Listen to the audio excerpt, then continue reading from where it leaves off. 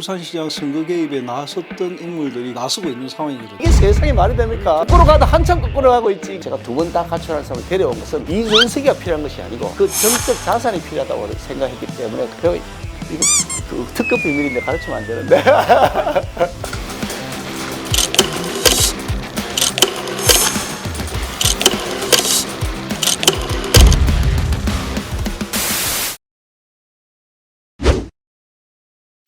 총선 탐정은 제가 더 탐정은 잘하는데 제가 이 분야는 전문가니까요.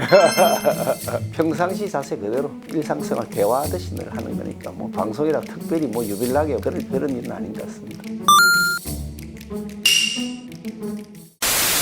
우리 남구 주민 여러분, 이번 총선을 통해서 남구의 획기적 발전을 한번 이루어야 하지 않겠습니까? 저 김계현에 대해서 우리 남구 여러분이 사랑해 주셔서 여기까지 이렇게 인물을 키워놨으니 이번엔 키워놓은 인물을 한번 써보자. 제대로 된 가성비가 나는 결과를 만들어보자. 이런 생각 가지고 김계현을 확실하게 밀어주시면 제가 책임지고 남구를 비약적으로 발전시켜 놓겠습니다.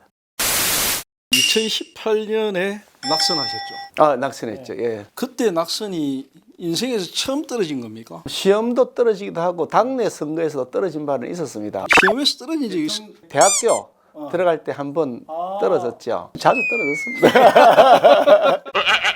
밖으로 잘 안 드러나거나 제가 표현하지 않아서 그런 것이지 인생에 실패 없는 사람이 어디 있겠습니까? 2018년도 울산시장 선거 그때 좀 굉장히 데미지가 있었는데 최근에 이제 그 1심 판결이 나오지 않았습니까? 재판에 나온 거론되는 인물들 실질적으로 울산시장 선거 개입에 나섰던 인물들이 이번 총선에 후보가 되거나 후보됐다 떨어지거나 아니면 비례대표 후보로 이름을 올리거나 전부 정치한다고 전부 다 지금 우호적 성격으로 나서고 있는 상황이거든요. 그거 어떻게 보고 계십니까? 황당히 짝이 없는데요. 국민들 아주 우롱하는 처사죠. 세상에 그렇게 선거 공작을 해가지고 온 국민들 해집어 놓고 헌정사상 3.15 부정선거에 비견될 만큼 아주 심각한 부정선거였죠. 그랬던 주인공들이 그 주역들이 지금 다시 국회의원 하겠다고 나서는 것 이것 자체 기가 막힌데 황운하 같은 사람들 징역 3년 받았습니다. 최소한 5년 7년 받아야 된다 생각하는데 어쨌든 3년 징역 수령을 받았단 말이죠. 선거 공작했다고. 그런데 또 비례대표 뭐 조국 따윈가 거기에 나온다 그러질 않나. 조국이라는 사람도 거기 지금 수사를 받고 있습니다. 그 당시 민정수석이었고요. 그 총괄 지휘했다고 하는 강력한 의심이 있습니다. 저는 확신하고 있습니다. 지금 수사를 받고 있는 사람이 당을 새로 만들어서 혁신한다 그러니 세상에 혁신이 대상이 혁신한다 이런 망신살 뻗치는 일들을 하고 있단 말이죠. 울산만 하더라도 그렇습니다. 지금 송철호 전 시장 민주당 상임선대위원장 맡았던 기사를 보고 제가 아연실색했습니다. 시민들을 바보라 하느냐 시민들을 농락하는 거냐. 징역 3년 받은 사람이 상임선대위원장 맡아서 선거를 지휘한데 이게 세상에 말이 됩니까? 거꾸로 가다 한참 거꾸로 가고 있지. 지수가 굉장히 올라가십니다.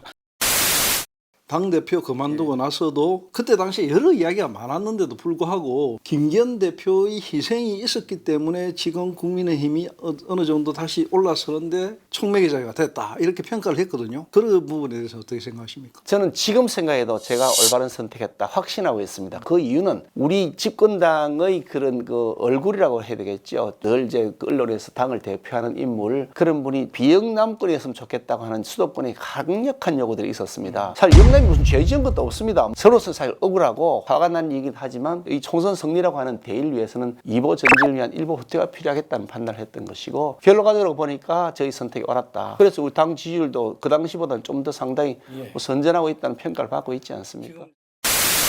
곤란한 문제 한번 짚어보겠습니다. 이준석 대표가 당을 만들었거든요. 한때 뭐 원내 대표와 또 이 대표와의 관계도 있었고 또 3년 전에는 울산 회동을 주역을 하셨던 분이기도 하고 이준석 대표가 당을 만들었는데 처음과 달리 좀 존재감이 미미해요. 아주 가까웠던 관계에서 어떻게 보십니까? 곤란한 질문은 전혀 아니고요. 아주 좋은 질문이신 거고요. 이준석이라고 하는 사람이 가지고 있던 정치적 자산은 그 개인 이준석의 자산이 아니라 새로운 젊은 정치인에 대한 기대가 녹아있는 국민의 어떤 바람형 제2의 안철수처럼 일종의 신드롬인 거겠죠. 참신한 젊은 정치인을 바라는 그 신드롬이 이준석이라는 사람을 통해서 나타난 것일 뿐이지 이준석 개인이 가지고 있는 자산이 아니라 저는 생각하는 겁니다. 지난번에 대통령 선거 과정에서 막 2번이나 가출했을 때도 제가 2번 다 가출하는 사람을 데려온 것은 이준석이가 필요한 것이 아니고 그 정적 자산이 필요하다고 생각했기 때문에 그래서 울산 회동을 통해서 마침내 우리가 대화합을 만들어서 대선을 이겼고요. 그 후에 제가 대표직을 그만두기 직전까지도 계속 이준석하고 소통을 해왔습니다. 마지막에 직접 만나 소통했습니다만 당을 떠나지 마라. 당신이 가지고 있는 그 자산, 당을 떠나가면 당신에게는 의미가 없는 것이고 가치가 없는 것이다. 그러나 우리와 함께하면 우리는 시너지 효과를 낼 수 있다. 설득해왔고 본인도 그래 하겠다는 의지를 저한테 간접적으로 표명해 왔습니다. 그래서 만나서 당 떠나지 마라. 열심히 지원해줄게. 그 대신에 서울의 치열한 지역에 나와서 한번 선거를 한번 이끌어달라. 그래서 필요하면 선대위원장 좀 맡아달라. 제안을 했는데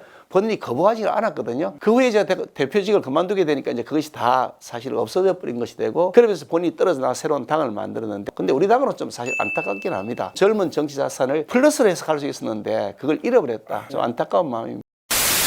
과거에 4년 전에 비해서 외모가 되게 젊어지셨어요. 또 많은 머리를 심었다는 이야기도 있고 비결이 뭡니까? 어떤 분들이 저보고 가발 썼냐고 물어보시던데 가발 아닙니다. 가발 아니고 저는 심었다고 들었거든요. 심지도 않았고, 사실 머리 이렇게 뭐 수술하고 하는 게 별로 좋지 않은 안 심었고요. 그리고 이거 그 특급 비밀인데 가르치면 안 되는데 대한민국 많은 탈모자를 위해서 가르쳐야 됩니다. 예. 흑채를 약간 뿌렸습니다. 많이 뿌리진 않는데 약간 뿌리는데 빈 곳은 채워주죠. 예전에 살기 스프레이 뿌리고 잘 안 했는데 자연 생머리로 하다가 원내대표가 되고 당대표가 되니까 어떤 문제가 생기느냐, 매일 카메라에 나가야 되는데 좀 생동감 있고 젊었으면 좋겠다는 요구들이 있어서 제 개인적인 취향, 뭐 자연 그대로 그걸 포기하고 요즘 스프레이도 좀 뿌리고 그럽니다. 흔쾌히 많은 말씀 해주셔서 감사합니다. 감사합니다. 고맙습니다.